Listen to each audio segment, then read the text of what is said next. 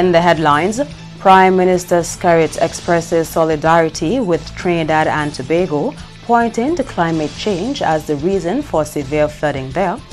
A November 19th deadline for claims and objections before the Electoral Office makes public the preliminary voters list.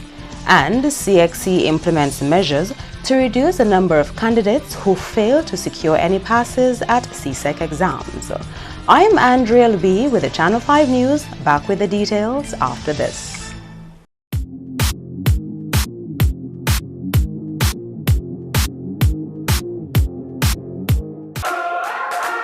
Imagine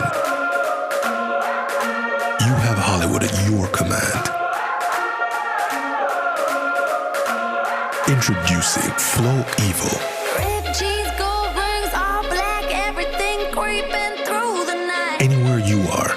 Big girls don't scream hard like Halloween, make me feel alive. There's a world of entertainment here, and you run the show.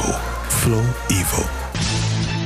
Thank you for staying with us. First up, Prime Minister Skerrit has reached out to the government and the people of Trinidad and Tobago to express solidarity following severe flooding there over the weekend. Up until Monday, there were no reports of deaths, but the cost of damage to infrastructure, including homes, is expected to be significant. The Prime Minister says the situation once again brings into the focus the issue of climate change, a subject he has been speaking on at home and abroad. It appears that they have suffered tremendously through flooding, and we are here to support and to provide whatever assistance we, humble way we can. But this flooding brings to home the whole issue that we have been speaking about in this world for several decades, the issue of climate change. And not only is Trinidad and Tobago exposed to this, but you see in Europe, in Asia, there's massive flooding taking place, but we really feel for our brothers and sisters in Trinidad and Tobago. There's flooding, and of course the rain won't stop, so we continue to pray that the rain will cease and that the situation will be brought under control, and our brothers and sisters in Trinidad and Tobago can go about their lives in a normal way. But it's a real concern. In other top stories, the Electoral Office has issued a list of registering and assistant registering officers ahead of a November deadline for any claims and objections regarding the preliminary voters list. The Electoral Office has made public a list of all 21 registering officers for each constituency, as well as assistant registering officers for polling districts within those constituencies. Chief Elections Officer Ian Michael Anthony says these registering and assistant registering officers are the ones who should be contacted by anyone with claims or objections. The deadline for making these claims or objections is the 19th of November. The final list is expected to be made public at the end of November. With the publication of the list of registering and assistant registering officers, as we promised recently we would have done, it's an opportune time to remind the persons that these are the go-to persons within the polling districts and constituencies in Dominica, so that where registrations, transfers are concerned, these are the go-to people. Your first point of contact is your assistant registering officer or your registering officer.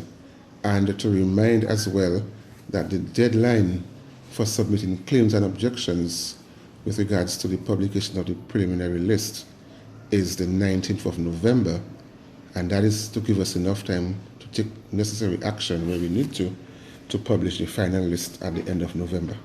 The Electoral Office is emphasizing the key role that the public plays in keeping the register of electors updated by raising objections and claims with the officers in their district. It is also important to let the public know that whilst the registering and assistant registering officers have roles to play, they too, as members of the public, have critical roles as well, in that they will feed information. In fact, we encourage them to feed information, particularly on objections and claims, to the registering officers, so that further action can be taken with regards to keeping the list updated.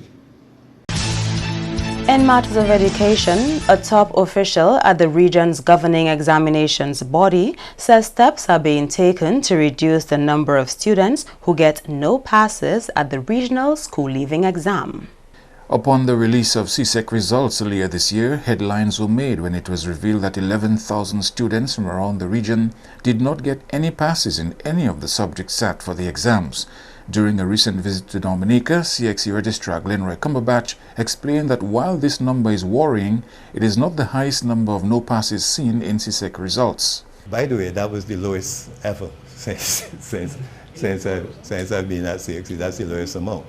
But I also want us to recognize that there were over 65,000 persons who got one or more subjects during the same sitting. There were about 11,000, yes, who took the examination but were unable to get a grade 1, 2, or 3 pass during the examinations.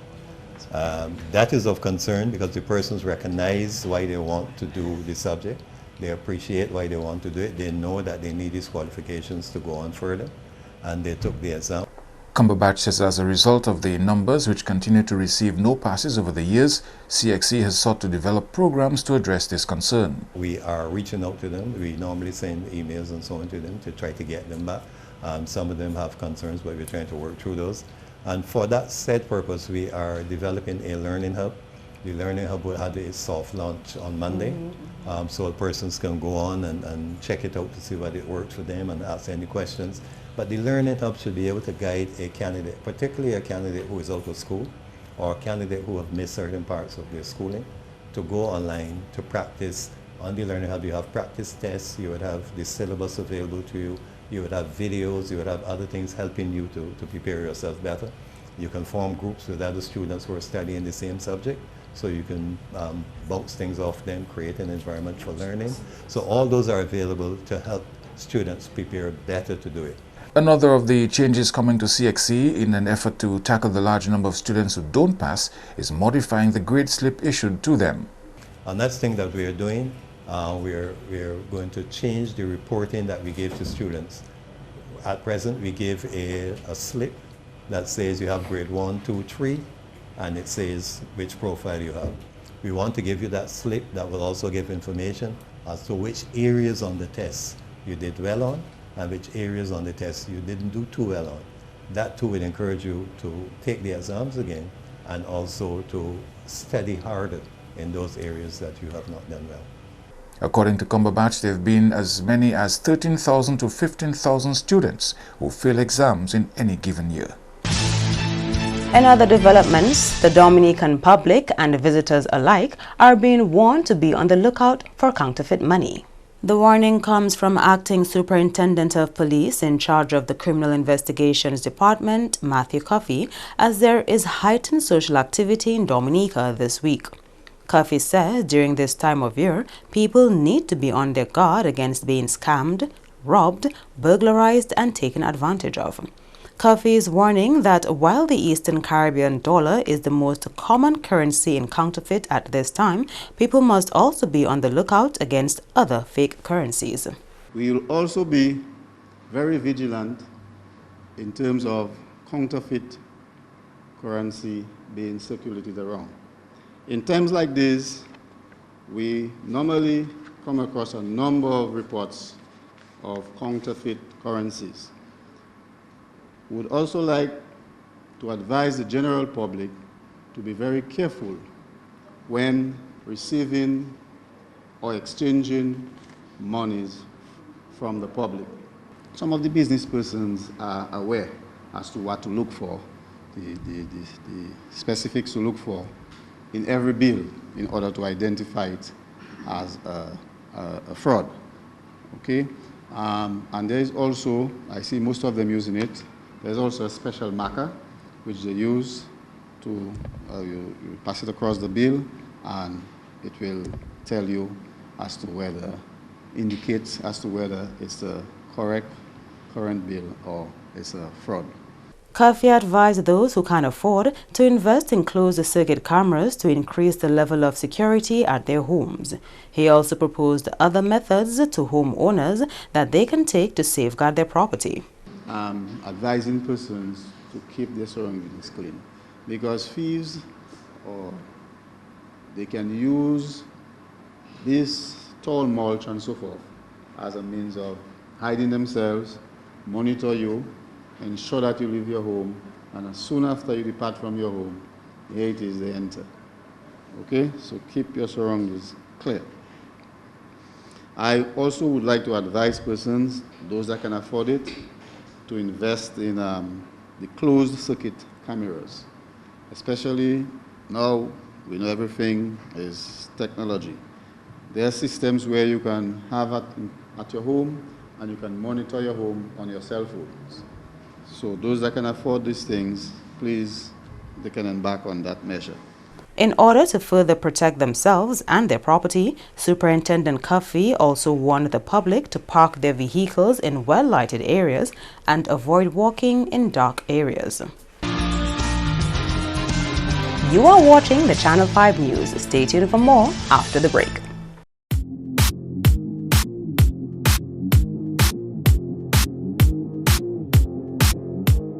M&J Covering is the producer of designed galvanized and galvalume in Dominica. They design to your specifications, color and length, 4 styles of galvanized and galvalume pre-painted roofing sheets as requested, and supply all your galvalume accessories. M&J Covering helps you control spending and reduce waste. At M&J Covering, they are also equipped to build your roof to precise standards anywhere on island. So come to M&J Covering at 1 Mile in Portsmouth or call 445-5001 275-5003 today. When persons with TB sneeze or cough, healthy persons nearby breathe in the droplets and the bacteria can lodge in their lungs. People with weakened immune systems such as HIV/AIDS, alcohol and drug users, smokers, children, and the elderly are most susceptible. Persons with a cough should take precautions when in contact with persons in public places. Cover your mouth when sneezing and coughing. Visit your doctor or health center. You must complete your treatment. TB can be cured even with HIV. Be responsible. Help stop the spread of TB and HIV. Protect yourself and others. Welcome back. The director of the Pan American Health Organization, PAHO, Dr. Carissa Etienne, has reiterated that health is being impacted by climate change in many ways. Dr. Etienne says, although small island states have made only a small contribution to global emissions of greenhouse gases, they are at the forefront of climate change impacts. The PAHO director says we saw last year the devastating effects of Hurricanes Irma, Maria, and Harvey, and many other tropical storms that hit the Caribbean. However, Etienne continued, we also face other challenges such as floods, droughts, heat waves, food insecurity, biodiversity loss, vector-borne diseases, and non-communicable diseases. She said it was necessary to develop policies so that the most vulnerable to the effects of climate change are not left behind. CARICOM today reported on Thursday that Caribbean governments are finalizing details to implement a plan on health system reliance in the face of climate change. During a ministerial meeting held in Grenada, the health authorities of the Caribbean Community, CARICOM, agreed to restructure a series of policies in the face of the new reality posed by global warming. In this forum, several topics were discussed, such as support for Caribbean health leadership so that its priorities and needs are heard.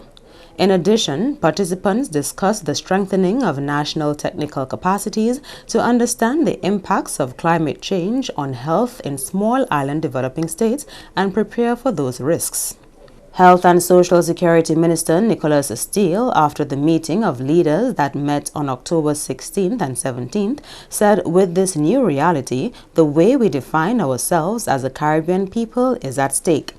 He went on to say that sun, sea, and sand is something we have been proud of, but it is also going to be our downfall if we are not ready to adopt smart measures. A comprehensive rehabilitation project is on the cards for the most historic green space in the city of Roseau. Minister with responsibility for the environment, Joseph Isaac, made the comment at the opening of the inaugural Quail Rendezvous at the Botanic Gardens on Monday. Isaac says the overall Botanic Gardens project will also see a reduction in traffic congestion in the city of Roseau. The committee set in place to oversee this massive project is being spearheaded by a former education minister in the Freedom Party-led government, Rupert Sorrento. Under this committee, chaired by Mr. Rupert Sorrento, the gardens will be comprehensively rehabilitated and re-established as the most beautiful green space in the entire OECS and the wider Caribbean.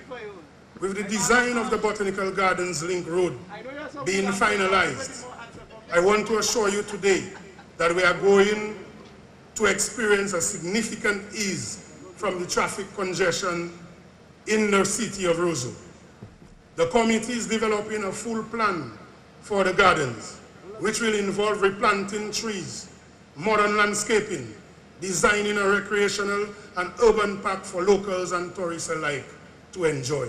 Isaac pointed out that the enhanced green space will bring with it a multitude of different uses by the Dominican public. Having a refurbished green space will influence our health as a nation because there's a direct correlation between having public green spaces and the likelihood that we will exercise. A vitalized park will provide a space for Dominicans to interact with one another and to host community activities like farmers market, flea market, and concerts, and activities such as this one today. These types of events will help build pride around the community and the neighborhood. Isaac, who is also the Minister for Climate Resilience, did point out that in rebuilding post-Hurricane Maria, special emphasis must be placed on resilience as a whole and not just limited to infrastructure and buildings. In building back better, we must remember that for everything we do, consideration must be given towards being resilient. Hurricane Maria showed us that climate change is real. The concept of resilience originally referred to improving our engineering and making sure that our infrastructure could undergo external stresses or shocks without breaking or losing functionality. But today, I would like us to consider the fields such as psychology, information technology, ecology, business, and even culture. And the Minister for Agriculture, Reginald Austrie, has sounded the alarm over the importation of meat, an issue which he believes can be adequately addressed locally. Mr. Austrie has reminded farmers of the great potential which exists for meat production within Dominica itself. He is concerned that Dominica imports $6 million worth of chicken and pork each year. That the chicken and the pork that we receive from the United States or from wherever it comes is third-class chicken. Is second-grade chicken. It's chicken they're basically dumping on us because they take the best part of the chicken for themselves and their people and they send to us $6 million worth of third, second, fourth grade chicken. We have an abattoir in this country and we have an opportunity to produce all the chicken we can produce for ourselves. And the government, under the World Brand Project, is going to be making available facilities for the production of chicken. We'll improve on the abattoir and produce meat and chicken and pork. Speaking at Market Day with a Difference in Portsmouth on Saturday, Austrie said this is the time for small livestock farmers and producers to take advantage of the opportunities being presented by government.